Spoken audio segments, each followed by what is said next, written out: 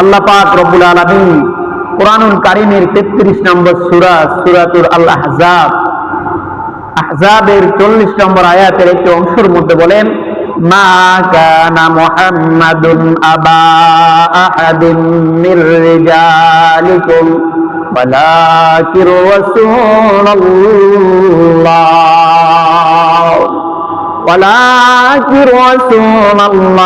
ওয়া খাতামান নাবিয়্যিন ওয়া কানা আল্লাহু বিকুল্লি শাইইন আলীমা। আল্লাহ তাআলা বলেন, হে রাসূল, আপনি বলুন, আমি তোমাদের মধ্যে একজন মানব, আমি তোমাদের মধ্যে আল্লাহ তাআলা একজন রাসূল হিসাবে আমি মানব জাতির মধ্যে আমি সৃষ্টি করেছি। সুবহানাল্লাহ। আপনি বলুন, আপনি একজন রাসূল, আপনি একজন নবী, আপনি আখেরি জাবান আর পয়গম্বর, আপনি শেষ নবী, আপনার পরে আর কোন নবী আসবে না। সুবহানাল্লাহ। বলেন, আপনি শেষ নবী। আল্লাহ রাসূল নিজে তার বর্ণনা দিয়েছেন যে আমার পরে আর কোন নবী আসবে না। যদি আমার পরে যদি কোন নবী আসে, সেটা হবে দাজ্জাল। কে হবে? দাজ্জাল হবে সে। আমার পরে কেউ যদি আসে, সে দাজ্জাল হবে, সে হবে ইবলিস, শয়তান। আর আমাদের মধ্যে কিছু উম্মত এমন ভাবে রবিউল আউয়াল মাস যখন আসে, 12 রবিউল যখন আসে, মানে নবীজির আগমন, মানে নবীজি মনে এখনই আসতেছে, এখনো হাজির হচ্ছেন, অথচ আল্লাহ রাসূল বলতেছেন, আল্লাহ রাসূল তার রওজা মুবারকে জিন্দা নবী। সুবহানাল্লাহ। তার রওজাতে জিন্দা। আপনি ওইখানে যদি স্বয়ং যদি সালাম পেশ করেন, আসসালামু আলাইকা ইয়া রাসূলুল্লাহ, আসসালাতু ওয়াসসালামু আলাইকা ইয়া হাবিবাল্লাহ, সাথে সাথে আপনার সালামের জবাব রাসূল নিজে দিয়ে থাকেন। সুবহানাল্লাহ। আর আপনি যখন মদিনা যখন ত্যাগ করে যখন আপনি রাসূলের সালাম পেশ করবেন, রাসূলের নামে দরুদ পড়বেন, তখন আল্লাহ তাআলা ফেরেশতাদের মাধ্যমে তাও রওজা মুবারকে পৌঁছায় দেয়। সুবহানাল্লাহ।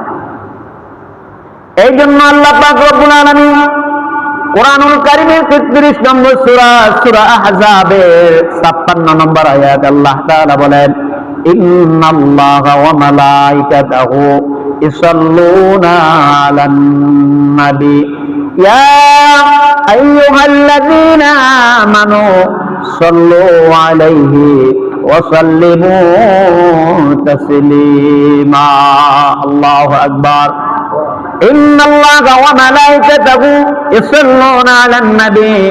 আল্লাহ তাআলা বলেন, নিশ্চয় আমি আল্লাহ তাআলা এবং তার ফেরেশতাগণ সহ আল্লাহ রাসূলের নামে দরুদ পাঠ করেন। শুধু তাই নয়, ইন্নাল্লাহা ওয়া মালাইকাতাহু ইসাল্লুনা আলান নবী ইয়া আইয়ুহাল্লাযীনা আমানু সাল্লু আলাইহি ওয়া সাল্লিমু তাসলিমা।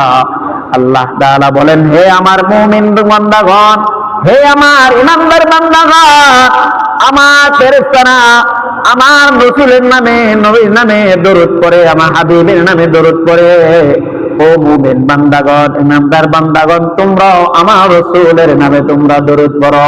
সুবহানাল্লাহ। সাল্লাল্লাহু আলাইহি ওয়াসাল্লাম, যে দরুদ পড়ো। রাসূলের জন্মের পর থেকে কিয়ামত পর্যন্ত যদি কোনো একজন উম্মত যদি রাসূলের নামে যদি দরুদ না পড়ে, আল্লাহ রাসূলের কিছু আসা যাবে না।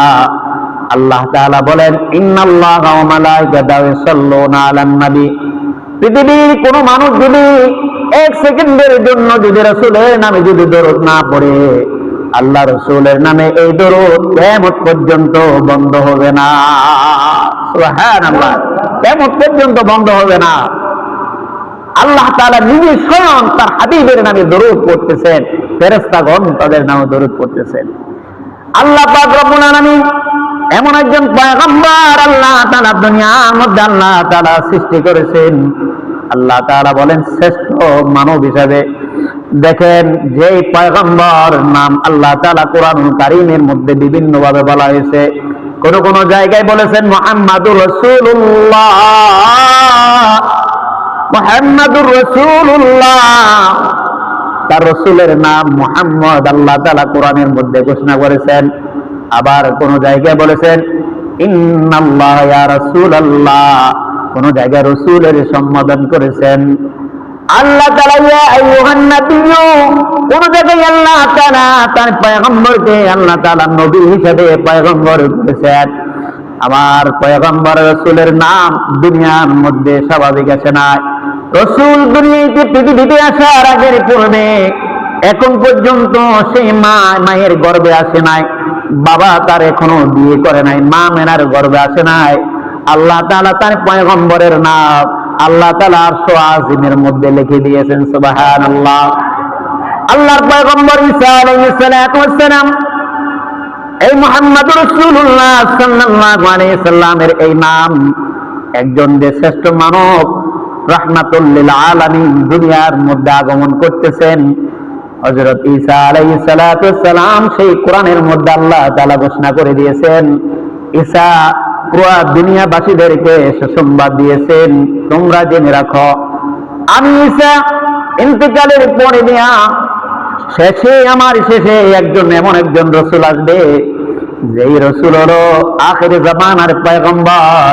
তিনি হলেন শ্রেষ্ঠ নবী, মানবতার কান্ডারী।